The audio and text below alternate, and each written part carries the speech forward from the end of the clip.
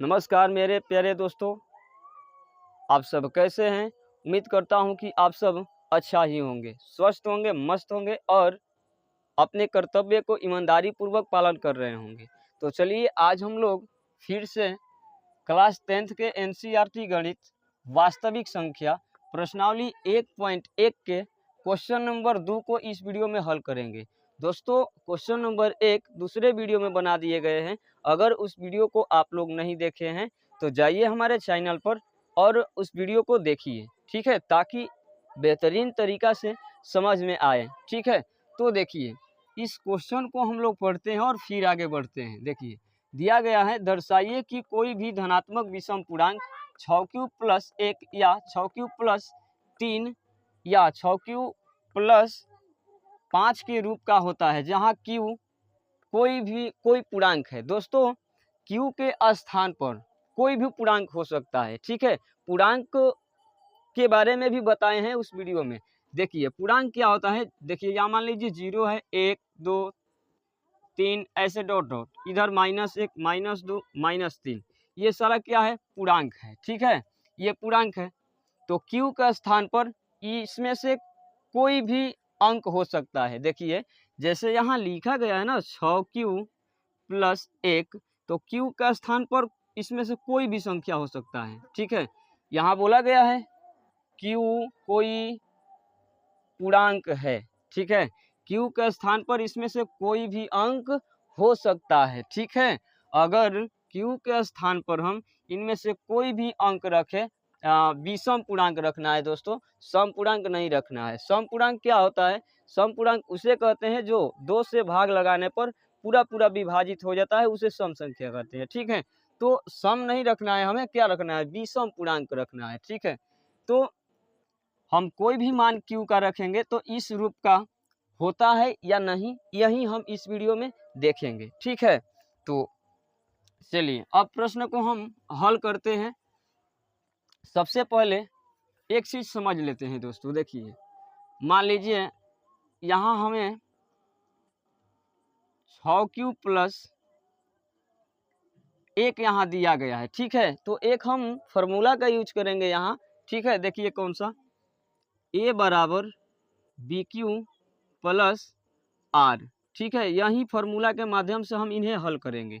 देखिए ए को हम क्या बोलते हैं, तो ए को बोलते हैं भाज्य बोलते हैं। ठीक है, बी को भाजक बोलते हैं, क्यू को भागफल बोलते हैं, आर को शेषफल बोलते हैं। तो देखिए यहाँ क्या दिया गया है, मान लीजिए देखिए तो यहाँ ए बराबर ए हम लिख सकते हैं।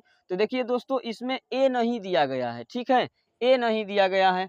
ठीक है, क्यू नहीं दिया गया है। ठीक है, तो हम मानेंगे इन्हें, क्या मानेंगे, एक ऐसे क्वेश्चन को हम मानकर ही बनाते हैं। देखिए यहाँ से हमें क्या क्या मिल रहा है।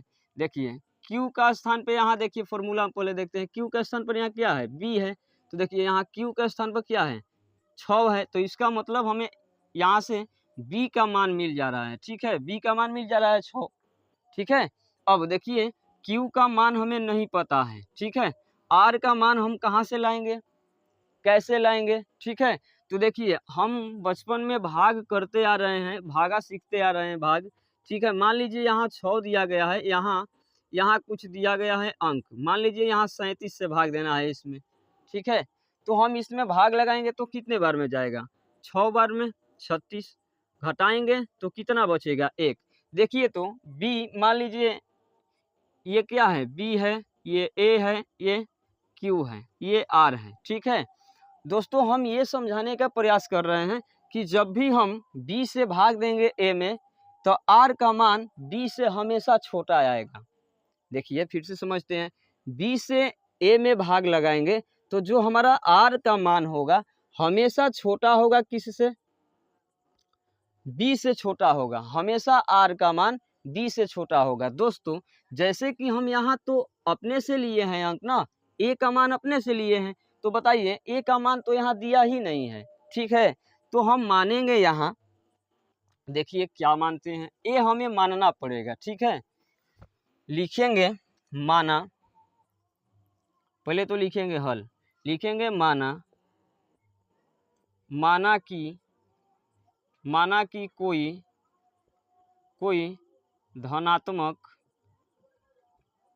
धनात्मक विषम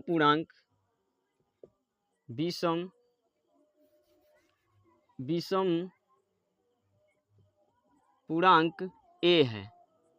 ठीक है दोस्तों, अब हम विषम पूर्णांक ए मान लिए, तो मान लीजिए यहाँ बी है, ए से भाग देंगे तो बताइए एक जो आर का मान आएगा क्या आएगा, बताइए। यहाँ से यहाँ तो क्यू होगा, यहाँ घटाएंगे तो क्या होगा, आर बचेगा। अब बताइए जो हम ए माने हैं, मान लिए कि हम यहाँ कुछ भी अंक लिखे हैं, यहाँ 6 से भाग दिए थे उस टाइम, तो देखिए जो यहाँ हमारा बी तो दिया गया है, देखिए बी 6 दिया गया है ना, और ए नहीं दिया गया है। तो ए मान लिए कि कोई पूर्णांक है, कोई भी संख्या हो सकता है।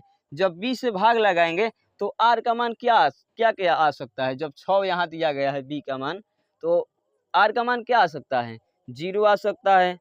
यहाँ कोई अंक लेंगे तो 0 आ सकता है, 1 आ सकता है, 2 3 4 5 आ सकता है, लेकिन 6 नहीं आएगा। देखिए जैसे कि हम यहाँ भाग दे रहे हैं तो 36 यहाँ आएगा भागफल, आर बराबर क्या आएगा, 1। बताइए यहाँ हमेशा क्या आएगा, 6 यहाँ दोस्तों आ जाएगा। बताइए 6 आएगा तो फिर भाग लग जाएगा इससे। ठीक है, तो 6 कभी नहीं आ सकता है, यहाँ हमेशा छोटा ही आएगा। ठीक है, तो अब देखिए हम तो यहाँ लिख लिए, माना कि ए कोई धनात्मक विषम पूर्णांक है। ठीक है, अब बी को हम क्या बोल सकते हैं, भाजक बोल सकते हैं। भाजक बी बराबर क्या लिखेंगे हम, यहाँ 6 लिखेंगे, भाज्य बराबर। देखिए यहाँ ए बराबर बी क्यू प्लस आर दिया गया है। ठीक है, तो क्यू का स्थान पर बी है, तो बी का मान यहाँ से हमारा मिल जाएगा। लेकिन दोस्तों भागफल नहीं मिलेगा, यहाँ से भागफल क्यू नहीं मिलेगा हमें, यहाँ से आर शेषफल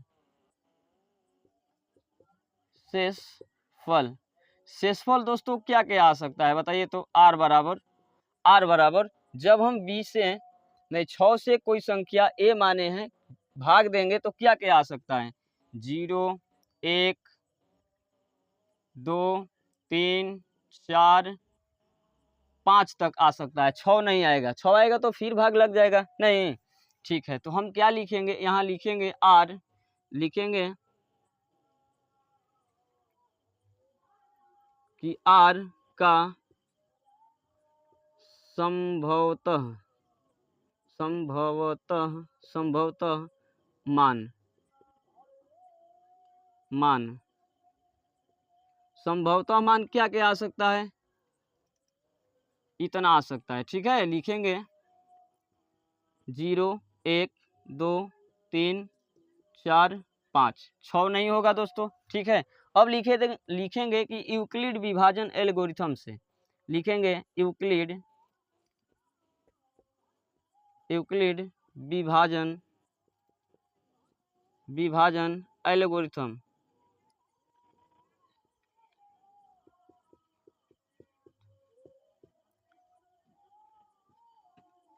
एल्गोरिथम से।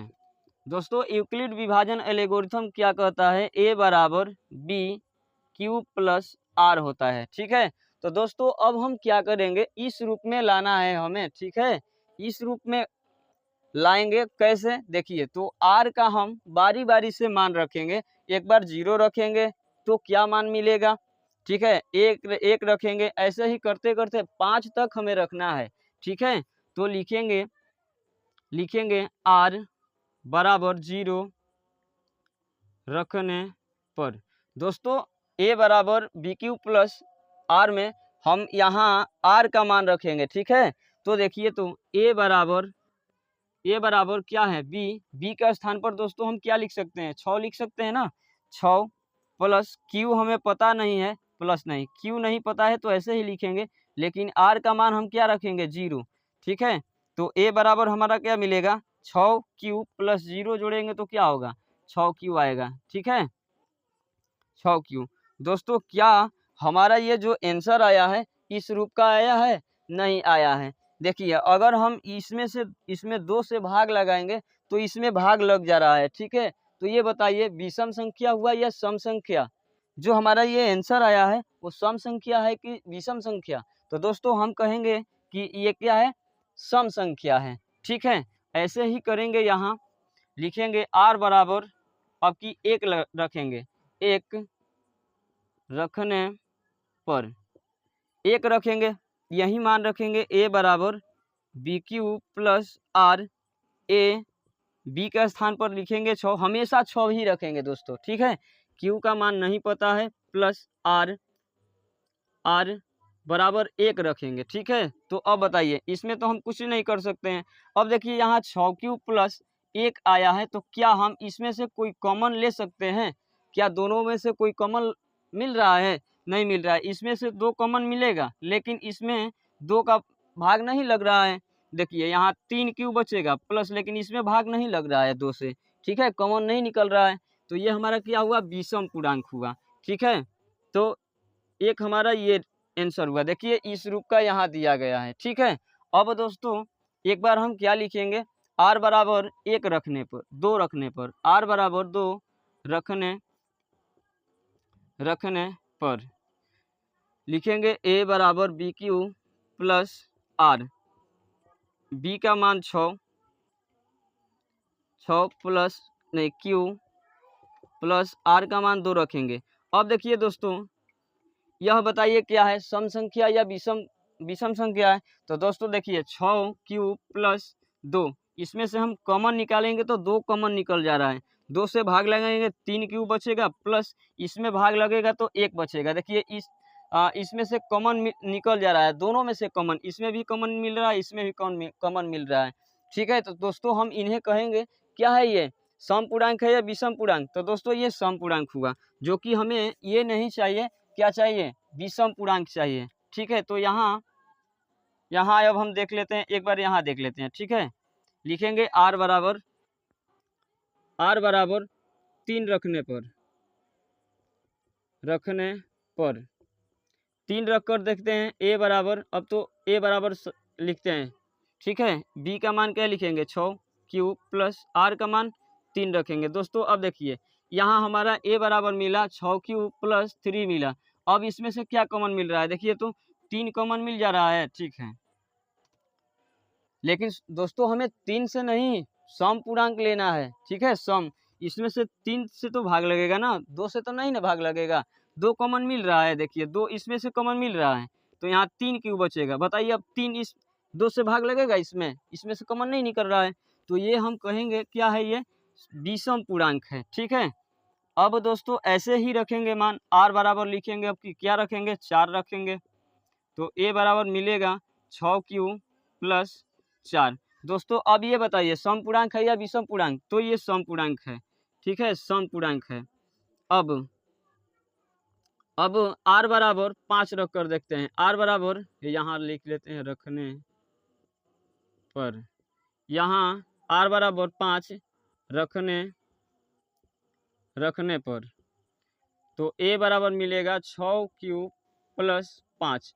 दोस्तों ये बताइए सम पूर्णांक है या विषम पूर्णांक? तो दोस्तों ये भी क्या है, हमारा विषम पूर्णांक ही है।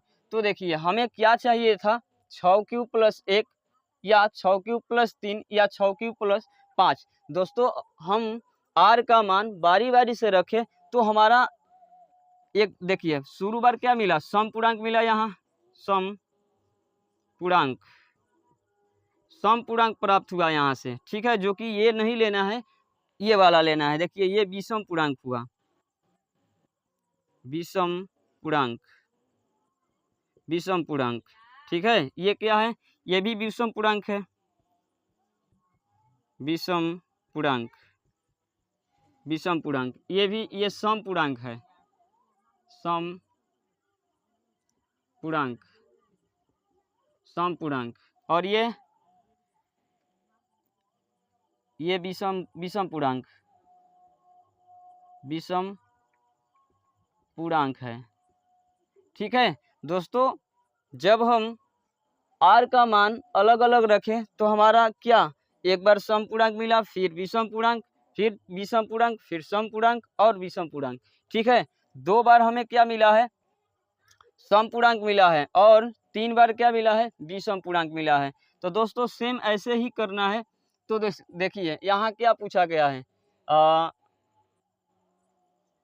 लिखेंगे कोई भी धनात्मक विषम पूर्णांक, लिखेंगे यहाँ कोई भी विषम धनात्मक विषम पूर्णांक, धनात्मक विषम पूर्णांक, विषम पूर्णांक